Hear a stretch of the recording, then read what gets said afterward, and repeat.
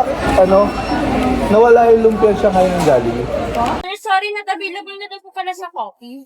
Sa coffee? Sige ka ate, sa McDo ako magko-coffee. Welcome to McDonald's, right? Ang coffee nyo whole day, no? Sa Jollibee kasi ano lang, hanggang 10 lang. Matagal na po kasi siyang nawala. Hindi nyo rin alam. Na lang po talagang naman. Ang daming misteryong nababalot sa Jollibee ngayon. Paano nila natalo ang McDonald's? A Taste of the Philippines has just opened in Hillsborough. The first people aligned for the grand opening of Jollibee have been waiting for 17 hours. The restaurant chain, it's the most popular fast food restaurant in the Philippines. Dito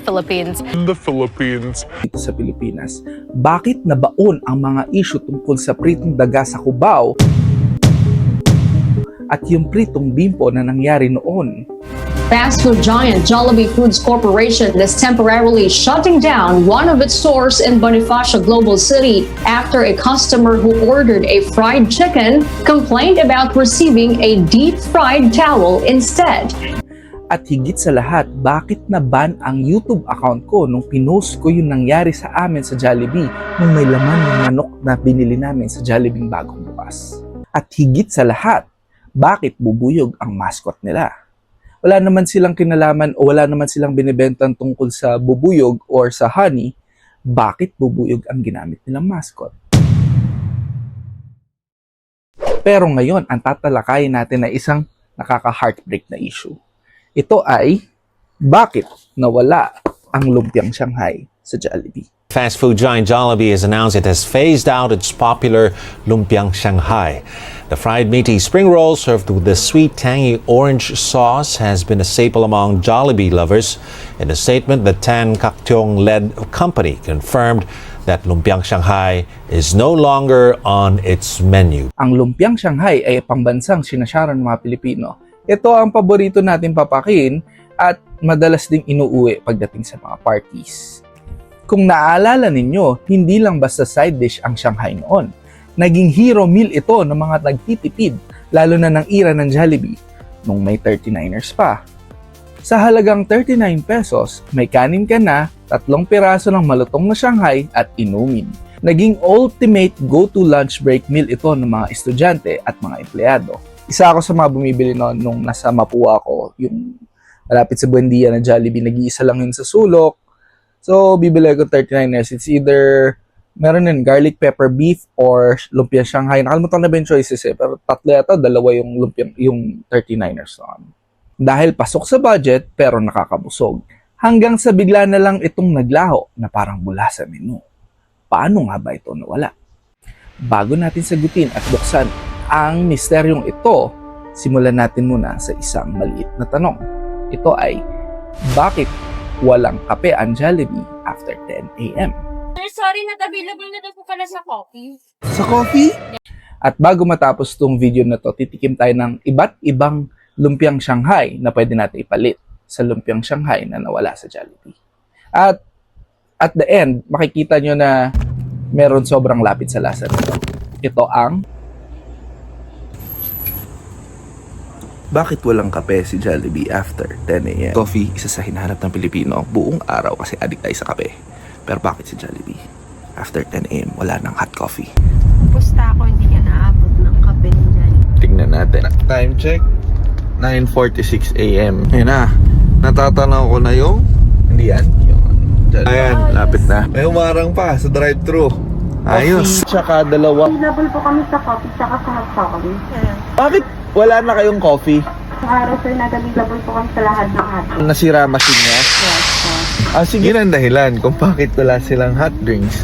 Bakit wala kayong kape pag lagpas ng 10 a.m.? Tak lang po kasi sir yung lahat ng breakfast po namin.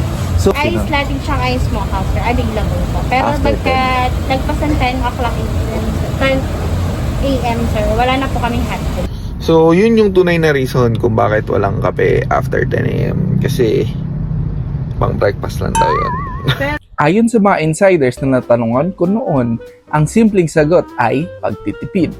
Nagtitipid ang management sa oras, sa manpower, at sa resources. Matrabaho at matagal ang pag-asikaso at paglinis ng coffee machine araw-araw. Kaya kung gusto nyo ng mainit na kape at lagpas na ng 10 a.m., wala na kayong mahanap sa Jollibee. Sige ka ate, sa McDo ako magko-coffee. Order to McDonald's, right? Remedy ka order. Ang coffee nyo whole day, no? Sa Jollibee kasi ano lang, hanggang 10 lang. Ngayon, balik tayo sa nawawalang lumpiang Shanghai ng Jollibee. Ayon sa mga online sources at saka sa mga meron sa Reddit, sa mga blogs, sa mga research na ginawa ko, kaya daw, nasimulan daw na wala yung lumpiang Shanghai nung binili yung ng Jollibee yung Chowking. O nga naman, Chowking is Chinese. So, Chinese fast food ang Chowking. Dapat, ang lumpiang Shanghai sa Chowking, wala sa Jollibee. So, since sister company sila, ayaw nila ng kompetensya sa isa't isa. Para sa konteksto, binili ng buo ng Jollibee Food Corporation ang Chowking noong taong 2000. Ginawa nila ito para ma-dominate ang Chinese fast food segment sa Pilipinas. Ang logic nila? Dahil gusto nilang magkapatid na kumpanya sila, giveaway ang nangyari. O nga naman, Chinese dish ang Shanghai. Kaya dapat nga naman sa Chowking na ito binibenta. Para hindi magkakompetensya ang dalawang brand ng iisang kumpanya. Dahil sa naging partnership ni Robert Kwan at Tony Tan Cakchom sa pagtatayo ng Chowking, ay naging pag-aari ng Jollibee ang kalahati nito. Dahil sa patuloy na tagumpay ng Chowking noong late 90s, ay magiging interesado ang Jollibee na makuha ng buo ang pag-aari sa kumpanya. At noong 1999, nang ibenta ng grupo ni Robert Kwan ang Chowking sa Jollibee. Dahil dito ay mas lalo pang lalakas ang posisyon ng Jollibee bilang nangungunang fast food company sa bansa.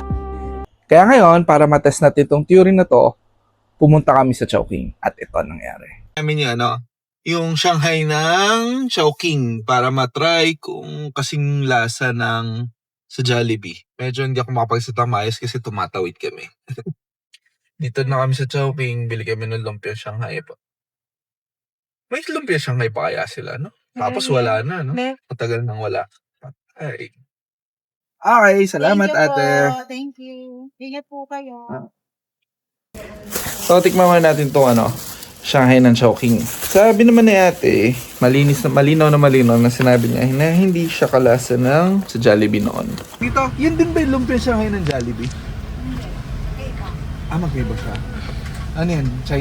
Chinese lasa, ganun. Kasi, Malaki yung sa amin, sir. Kaya na kay Jollibee, wala na sila Shanghai. oo nga, bakit nga nawala? Iceland tanongin kita, bakit nawala ang lumpiang Shanghai ng Jollibee? Ay, wala akong idea. Walang idea si ate, taga-Chowking siya eh. Loloko natin si ate, no? Pero ano mas masarap para sa'yo? Pareho naman, sir. Pareho naman kasing Jersey na. Kasi isang company lang naman kasi. Linagyan lang, giant din na yata yun, linagyan lang ng Chinese spice eh. Ito natin. Ito. Ngayon pa natin binili, hindi na siya crunchy. Pork nga lang. Isa lang yung karne sa loob. Hindi ba yung colors nung giniling? Pwede na, malapit na sa Jollibee kaso mas lasang kesa Shanghai, mas lasang siomai. Parang siomai na linagay sa lumpia wrapper lang to sa Chowking. At yun na ang verdict. Yung lumpia ng Chowking is mas lasa siyang siomai kesa lumpiang nakasanayan natin, lumpiang Shanghai ng Pilipino. So, kung gusto nyo maalala yung lasa ng lumpiang Shanghai ng Jollibee at hinahanap-hanap nyo sila, hindi ito sa Chowking makikita. Pumunta kami sa iba't ibang Jollibee, nagtanong, tumawag, kahit sino matanungan namin, walang masagot kung bakit nawala yung lumpia Shanghai sa menu nila. Sabi nila, bigla na lang daw itong nawala. As in, parang wala. Ate, bakit nawala yung lumpia Shanghai ng Jollibee? Bakit nawala yung lumpia Shanghai ng Jollibee? Tagal na, no? Bigla na lang nawala. Kung gusto nyo talaga siya matikman, hintayin nyo to.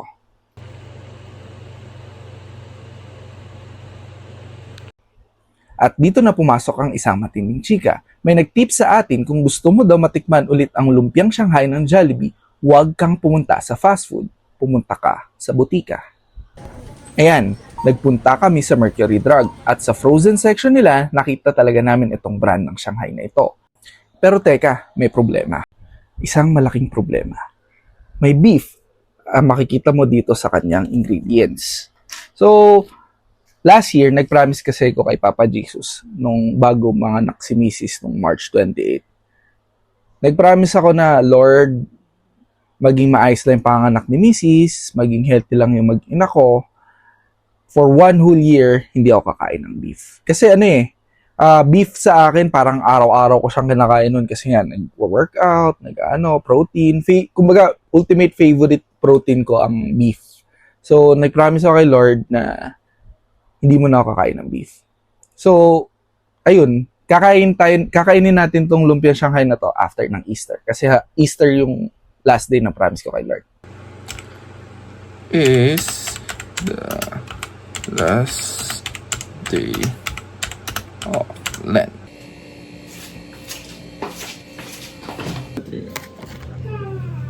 I'm thirsty.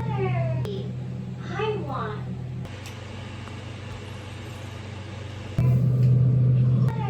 At ito na, tapos na ang Easter, lutuin na natin lumpiang Shanghai at tikman na natin kung ito nga ang talagang kalasa ng lumpiang Shanghai ng Jollibee.